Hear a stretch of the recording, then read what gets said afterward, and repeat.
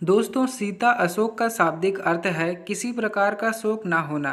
सीता अशोक का पेड़ जिस स्थान पर होता है वहाँ पर किसी प्रकार का शोक या अशांति नहीं रहती और मांगलिक एवं धार्मिक कार्यों में सीता अशोक के पत्तों का विशेष प्रयोग किया जाता है। घर के मुख्य दरवाजे पर और कमरों के दरवाजे पर सीता अशोक के पत्तों से बनी बंदरवार लगाई जाती है, जिससे घर में नकारात्मक ऊर्जा प्रवेश ना कर सके। इस वृक्ष पर प्राकृतिक शक्तियों का विशेष प्रभाव रहता है, जिस कारण यह वृक्ष जिस जगह पर लगा होता है वहां पर सभी कार्य पूर्ण रूप से संपन्न होते हैं। इसी कारण सीता अशोक वृक्ष भारतीय समाज में काफी प्रचलित है और इस वृक्ष के आसपास साफ सफाई का विशेष ध्यान रखा जाता है। तो दोस्तों, आज मैं सीता अशोक वृक्ष के ऐसे उपायों को बता रहा हूं जिनका उचित रूप से प्रयोग करके अधिक से अधिक आप लाभ अर्जित कर सकते हैं। तो वह कौन से उपाय हैं उनकी पूर्ण चर्चा करेंगे। तो उससे पहले अगर आप हमारे चैनल पर नए हैं तो चैनल को सब्सक्राइब जरूर करें और वीडियो को लाइक करके कमेंट में जय श्री राम, जय बागेश्वर धाम सरकार जरूर लिखें। तो दोस्तों, सबसे पहले मैं आपको बता दूं कि अशोक के वृक्ष दो तरह के होते हैं। एक को मैं नकली अशोक कहूँगा, जो कि बहुत अधिक देखने को मिलता है, और दूसरे को असली यानी कि सीता अशोक का वृक्ष। रावण ने जब सीता माता का हरण किया था तो लंका में माता सीता को इसी अशोक वृक्ष के नीचे रखा गया था।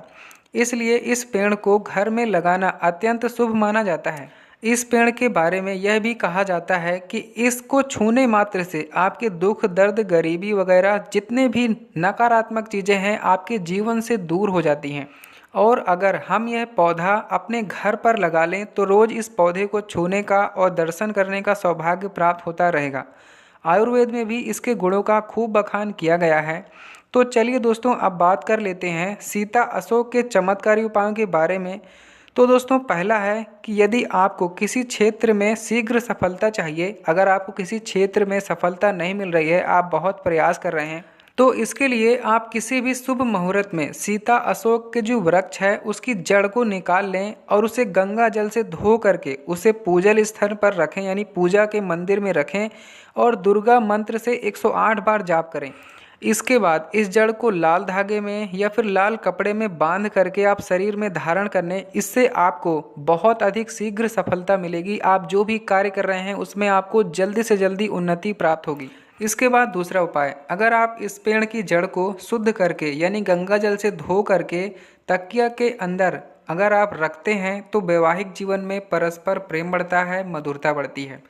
दोस्तों, सीता अशोक की जड़ी इतनी ज़्यादा चमत्कारी होती है कि अगर आप इस पेड़ की जड़ में प्रतिदिन 1 लोटा जल चढ़ाएं तो उस घर में माता लक्ष्मी की, माँ भगवती की विशेष कृपा होती है और माँ लक्ष्मी उस घर में हमेशा प्रसन्न मुद्रा में रहती हैं और उस घर में किसी भी प्रकार का रोग, किसी भी प्रकार का शोक, आर्थिक समस्याएं वगैरह नहीं आती हैं। इसके बाद तीसरा उपाय, दोस्तों, अगर आप प्रत्येक शुक्रवार को सीता अशोक वृक्ष के नीचे अगर एक घी का दीपक जलाते हैं या फिर कपूर मिश्रित एक दीपक जला देते हैं तो आपके जीवन में, आपके घर में कोई भी नकारात्मक ऊर्जा प्रवेश नहीं करती है।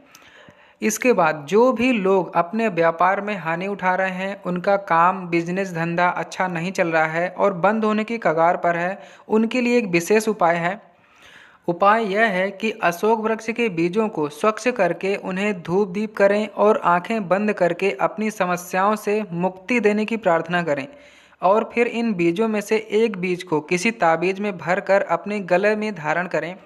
शेष बचे हुए बीजों को आप अपने घर में जहाँ धन रखते हैं, जहाँ रुपया पैसा रखते हैं, वहाँ पर आप उन्हें रख दें और यह उपाय शुक्ल पक्ष के प्रथम बुधवार को करना अति उत्तम माना जाता है। ऐसा करने से आपका जो व्यापार है, जो काम धंधा है, वह तेजी से चलने लगता है। अगला उपाय है कि किसी भी शुभ मुहूर्त में सीता अशोक के पेड़ की जड़ को निमंत्रण देकर निकालें और फिर घर में लाकर इसे गंगा जल से शुद्ध करके इस जड़ को माता लक्ष्मी के चरणों में रखकर कनक धारा स्रोत का पाठ करें। फिर इस जड़ को तिजोरी या धन रखने के स्थान पर रख दें। यह उपाय करने से घर में धन की स्थिति पहले की अपेक्षा काफ़ी सुदृढ़ और मजबूत हो जाएगी। इसके बाद अगला उपाय है कि अगर आपकी कुंडली में मंगल पीड़ा देने वाला कोई ग्रह बना हुआ है तो सीता अशोक वृक्ष के फूलों को मंगलवार के दिन हनुमान जी को अर्पित करने से मंगल ग्रह की पीड़ा से आपको पूरी तरह से मुक्ति मिल जाती है। तो दोस्तों आज की इस वीडियो में इतना ही। अगर आपको जानकारी पसंद आई हो तो वीडियो को लाइक करना, चैनल को सब्सक्राइब करना। मिलते हैं आपसे एक नए वीडियो में, तब तक के लिए जय हिंद।